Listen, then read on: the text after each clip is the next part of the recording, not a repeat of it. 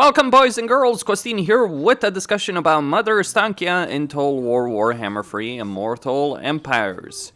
Out of the 4 Kislev legendary lords available, I think Ostankya alongside Boris Ursus are significantly better than both Katrin and Kostaltin. But why is that? What makes Ostankya so crazy, and how to handle her campaign situation? Well, you start with a fight against certain Dark Elves over here in Nagrand, and you do get access to the ability of purging corruption in a particular province with a 5-turn cooldown. Now, the benefit of having this specific ability is obviously the fact that you are going to be dealing with a bunch of Chaos factions, provided you do decide to go back to Kislev, and you really should. Because Kislev is where you're going to get a significant number of benefits. If you do decide to stay in Nagrand, you're going to have a limited unit roster until you decide to teleport back to Kislev. See, the early game choice is not permanent in Ostankya's campaign, because you do have Jinx Land, which does allow you to teleport around the campaign map every couple of turns, but you do need to unlock it by spending Spirit Essence. The way you spend Spirit Essence is mainly through blessings and curses, crafting them. It can be annoying having to make these constantly, but you can also spend Spirit Essence on things like Purification Chant, all the top bar abilities. Those are all really solid. Now, in terms of Ostankya's capability as a lord, faction effects, lord effect skill line, she gets a magic power reserve capacity for each resource producing building. That is a pretty significant amount, especially if you're building a massive empire across the map, and that is where Ostankya can be exceptionally good. She does get a melee attack when fighting against armies that spread corruption, and a melee defense for spider hatchlings and giant spider units, which inherently are the melee units you're going to be using in this campaign if you're not going back to Kislev. Again, it's worth going back to Kislev for a number of reasons, a large number of reasons in point of fact. Now, here's a little interesting aspect about this. Ostankya has certain landmarks, or 2 landmarks, that are exclusive to her. She has Ostankya's Hut, which gives her Spirit Essence. Spirit Essence costs minus 20% income generated in diplomatic relations for Kislev. But here's the kicker. She also has Ostankya's Hut over here in Volksgrad. Yes, she has the same landmark in 2 different locations. I'm not quite sure how Creative Assembly decided to justify that, but I guess I can understand. You do gain... you also have the Widow Street growth, all provinces, devotion in the Eastern Oblast, Hag Witch recruitment, hero capacity for Hag Witches, hero recruitment rank for Hag Witches as well. So those are some of the landmark benefits. As for Ostankya's Lord effects and special skill line, she gets targeting range plus 30% to spells, reduces winds of magic power reserve for in a local region for enemies, obviously, enables magical attacks, and miscast base chance minus 50% for embedded Hag Witch heroes. She also has a bunch of hex benefits, magic benefits, Spirit Essence cost minus 20% for hexes, devotion in a local province, Hag Witch recruitment across your entire empire, ambush success chance, melee attack, charge bonus, Winds of Magic power reserve capacity plus 2, character leadership cooldown to Gullion, which leadership vigor per second, and then you also get the curse effect on attacks. You get this upgraded Spirit Bear ability, and you cause fear when fighting against humans. Yeah, that's certainly a bit interesting when you're thinking about it. Now, in terms of supporters, she does start with 30 supporters for both Ice Court and the Orthodoxy. And once she does teleport to Kislev, if you decide to go down that path, she is going to have a really good situation in terms of dealing with the supporter situation and in terms of dealing with confederations. There's pros and cons between her and Boris Ursus. In some ways, Boris Ursus is better, but let's just say things can go worse, much worse in Boris's campaign than Ostankya's campaign.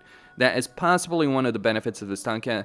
She's more secure as an option, whereas Boris is like, well, you either deal with Archeon very quickly, or you're gonna end up having a nightmare of campaign. I've certainly learned that lesson, or relearned that lesson very recently.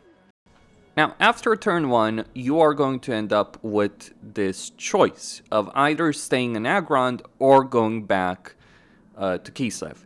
Firmly recommend that you do go back to Kislev, because the benefits you get there are generally going to be better. You do gain 20 Spirit Essence and immediately unlock the Witch's Hut with 2 random trinkets, but from my point of view, returning to Kislev is just flat out better. You get 25 diplomatic relations with Kislev, immune to regionless attrition, free devotion in all provinces, immune to cast corruption, and cast waste attrition. So this is for 10 turns. Those kind of benefits. And crucially, all Kislev building chains will be unlocked, because otherwise you would have to, otherwise if you're playing an Ostankya campaign, you would have to ally one of the Kislev factions, but you don't have to do that.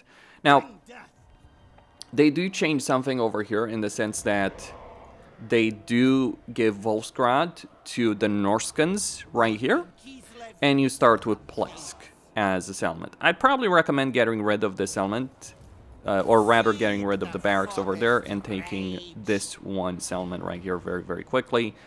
Fairly recommend you fight these battles manually, because yeah, you can take some unnecessary casualties right there.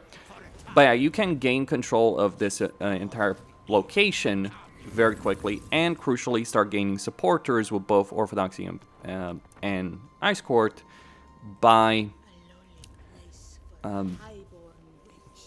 fighting against Chaos. Now, here's an interesting tidbit. I'm not sure if it applies if I'm using the load save character system, or it just inherently being applied. But you can get an Ice Witch Lord through load save character system, and a Frost Maiden, though that was a mistake, because you will lose that Frost Maiden if you disband that. But you can keep a Lord over there if you recruit one on turn 1. Not sure if it's just load save character system, or if it happens anyway. Regardless of whether or not you recruited the Lord properly or not, maybe that is just creative assembly, you know, making a bit of a mistake. But regardless, you would be able to get back over here in Nagarond at one point or another.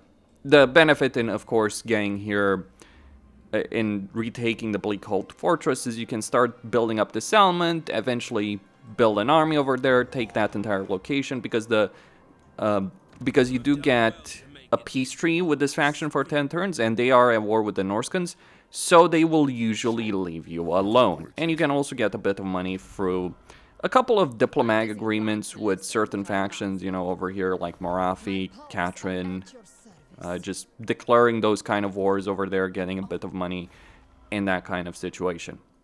You could also take Volksgrad very quickly. You might want to do so. There could be reasons for that situation. But regardless of that, you can now just start taking over this entire territory. And this is one of the more significant benefits of Mother Ostankya's campaign. Well, there are more, of course. Like, the blessings and curses do help give you a significant combat advantage. You may not have the best starting army of Kislev factions, but you do have those curses, those blessings and those curses, so whenever you're meeting an opponent, and if it is a difficult battle, you can just debuff their entire army and make them far easier to actually deal with. And that is a pretty substantial benefit that Mother Ostankya does have. Also, because of her proximity to Prague in her campaign, you end up in this kind of situation where you can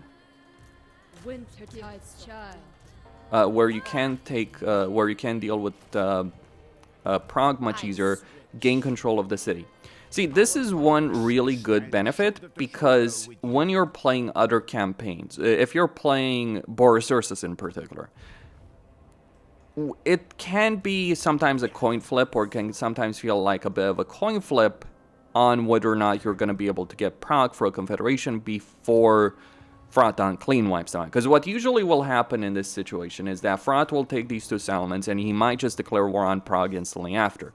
That is obviously not a great situation to have on your hands because Prague is a really powerful city, largely because of this global recruitment duration benefit and global recruitment capacity benefit. Kislev can get a lot of money early on through sacking settlements, post-battle loot, but having that kind of global recruitment benefit allows you to recruit things like armored Kossars, Akshinas, all kinds of different things in your campaign very quickly. And that is a particular benefit that you do want to take advantage of if you are playing as Mother Ostankya.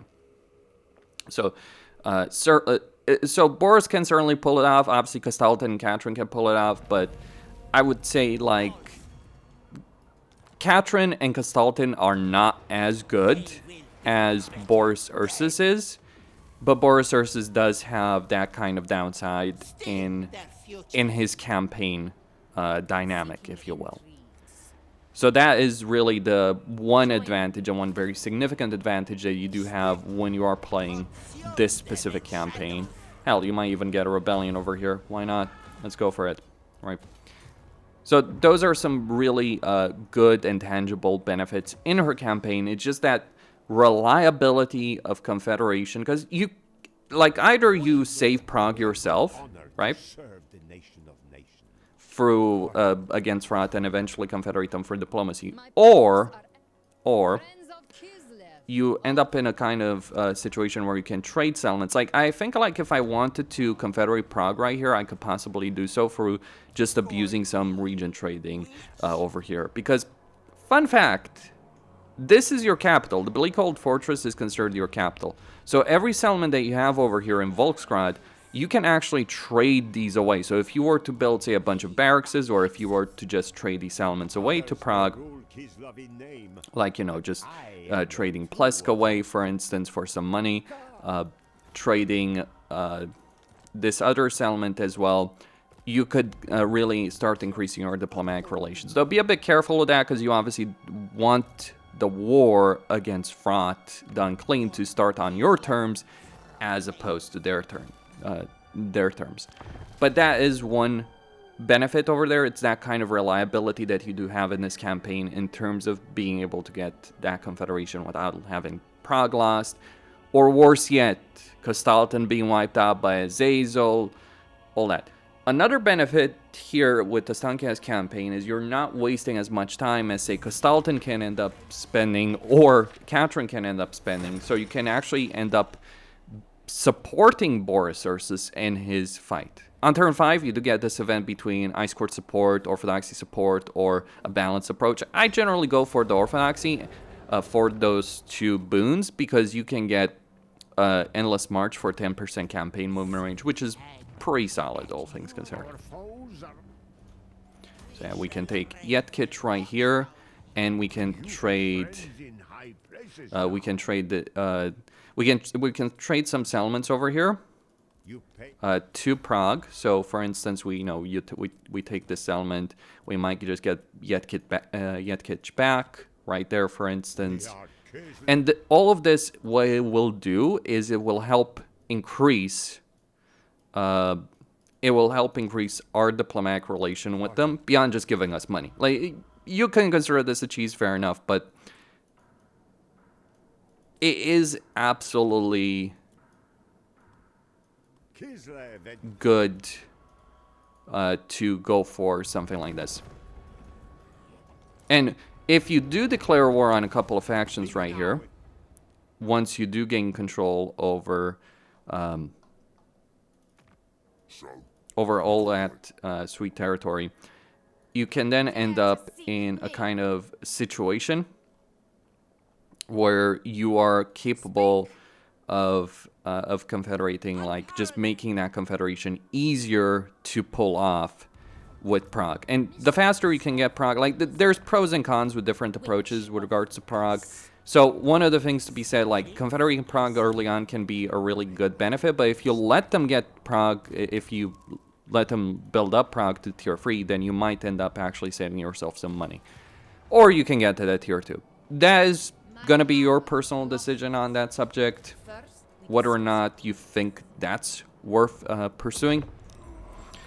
And yeah, you can just take territory, even get to diplomatic relations with Malachi. So the diplomatic capabilities here, like you can get a port for Malachi, sell that to him, get an alliance with him, so that he actually helps you form a kind of like coastline front against Arbol and Archeon. And you can also declare war on both.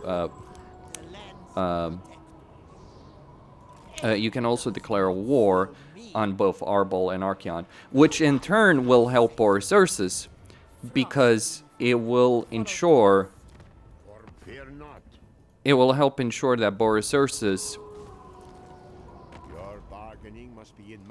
is not under as much pressure as he could otherwise be.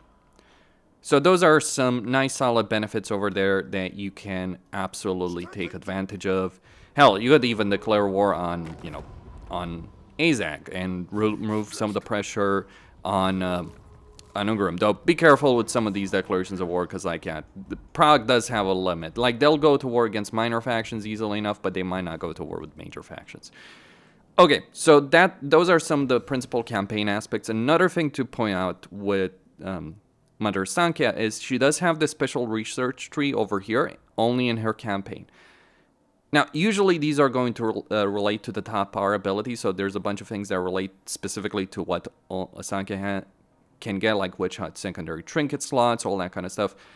But importantly, you do have some really sweet benefits in general. So you can get 5% campaign movement range, reducing campaign movement range for enemies starting their turn in a region, getting sniped for Akshinas, buffing certain units.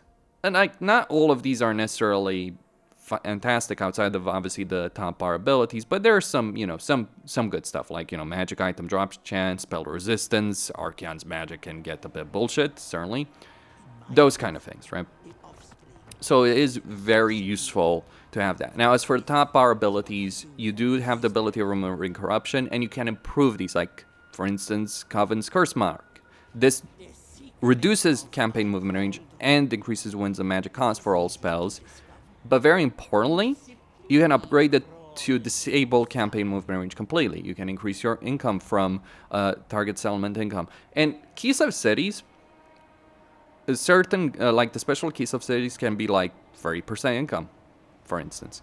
You can summon an army consisting of things in the woods, like just elemental units. And once you do unlock all of these things, you do get an ultimate curse. So once you've basically complete your campaign victory conditions, you do get the Malediction of Ruin.